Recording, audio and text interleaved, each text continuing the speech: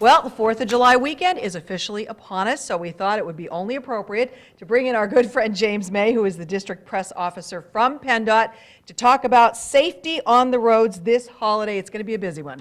It is. 4th of July is right in the middle of the summertime, and so a lot of people are getting those summer vacations in. A lot of people leaving the area. One of the questions that we're getting asked a lot right now is what will be the construction situation out there on the roads for people who are leaving. For the most part, wherever we are able to get off the roads over the 4th of July holiday, we will be doing that. Now, there is a permanent pattern in place out on Interstate 84, so if you're heading east, you will run into that, but it's in an area where there's not that much traffic. And you can always check traffic conditions on 511pa.com before you head out. But we will be getting off of all the roads to make sure that they're clear for the Independence Day weekend. Okay, and then there's also going to be enforcement to make sure that no one is driving with drugs or alcohol in their system as well. We want to be safe. There will be. We're partnering with the Pennsylvania State Police once again for some of our DUI checkpoints. And one of the things that we are looking back at now is that last year there were about 300 crashes in which there was some sort of alcohol involved in that crash. And there were 100 crashes in which some other drugs were involved.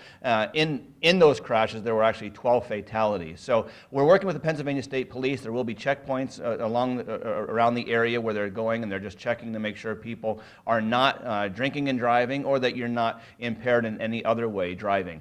One of the other things that I think is really important over the 4th of July holiday, because a lot of people like to go out in boats and celebrate, and most people, at least a lot of people, if not most people, don't realize that you can get a BUI, which is boating under the influence, in the same way that you can get a DUI, and the penalties are the same. And one of the things that happens is when people go out in their boat, especially if you just take your boat out and you just anchor it down there and you have a party and you're out there and you're doing all the fun things that you can do on a boat, you don't think about the fact that at some point you have to get your boat from the water back to shore, and if you drive that back while you're drunk, you can get ticketed and you can get fined for a BUI. Then you also have to get your boat, most of the time, unless you dock it there, you have to get your boat from the dock back home again, and once again you have to think through those type of things. So one of the things we're doing this year is really emphasizing and encouraging people to make sure that you think that through ahead of time, that if you're going out on a boat, if there's going to be alcohol involved, make sure that you have a designated driver to get the boat from the water to the shore, and a designated driver to get the boat from the shore back home.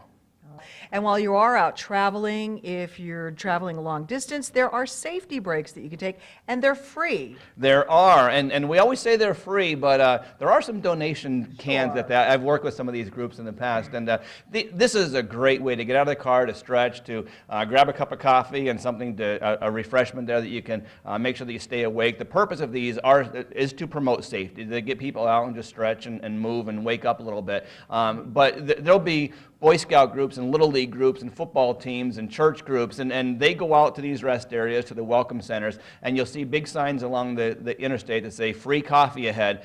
It really is, and so, but there's a can out there where you can throw a couple dollars in, and it's a great way to promote safety, but also to help support a local nonprofit organization.